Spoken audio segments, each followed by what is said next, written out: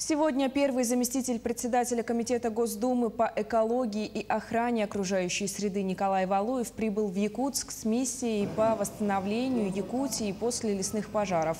Валуев отправится в село Бердигестях. Там он посетит ДЮСШ имени Агеева, чтобы пообщаться с воспитанниками школы.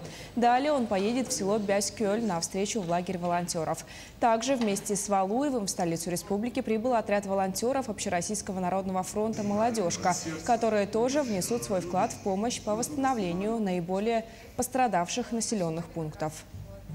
Якутия пострадала более всего.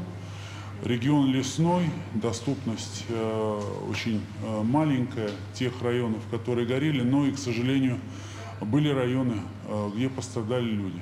Будем встречаться с руководством республики, с комитетом по экологии и охране окружающей среды. Но это тоже масштабная помощь, именно такая федеральная, добрая, настоящая, от сердца помощь людям.